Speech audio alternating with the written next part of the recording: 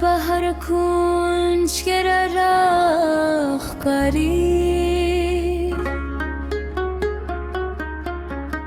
نند کور پدیوالون و خودشیلی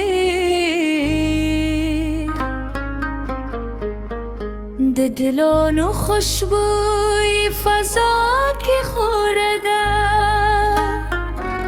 سپودم نلندی دگانی دازی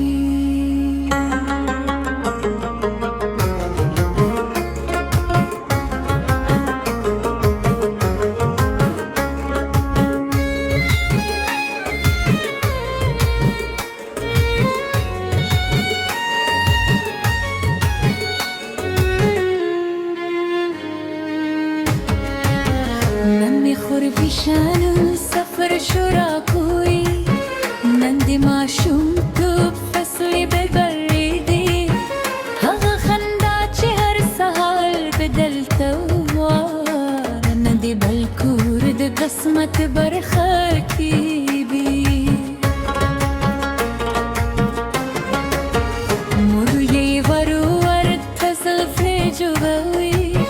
په لار خاموش د وخت منظر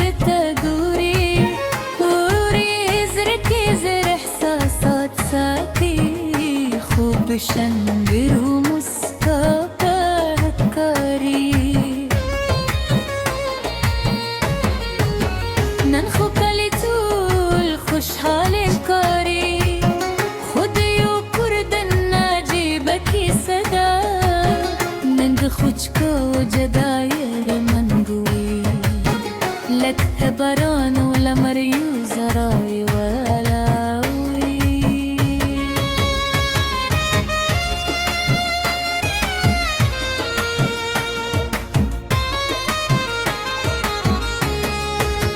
هغه ورځې ملا اوس هم یادېږي چې نو بدرارتان ډېره پیلوبېږو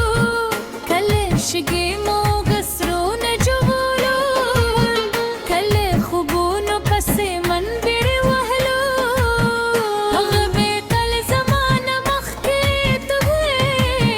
مور سره به کارونو کې بوخته وه بیا به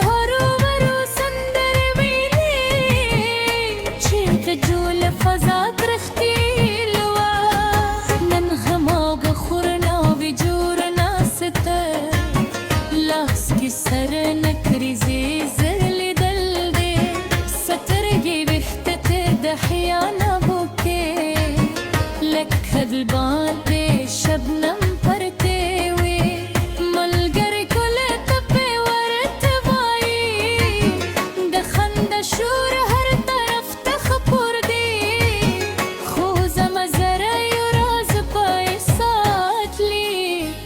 دا کور بنن خاموش شي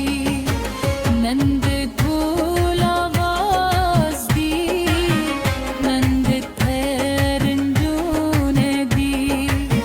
خو زما په زړه کې بیا جدای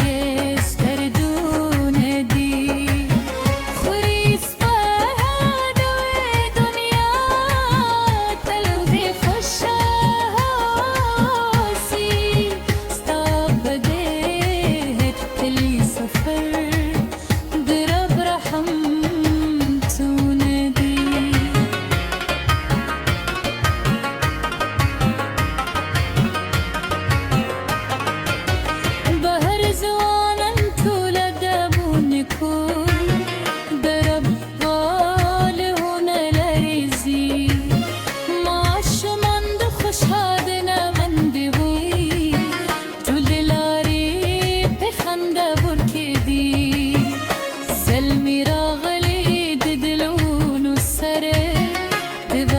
کاروان تیار و لردی سپین جامه و خوشبوی عطرونه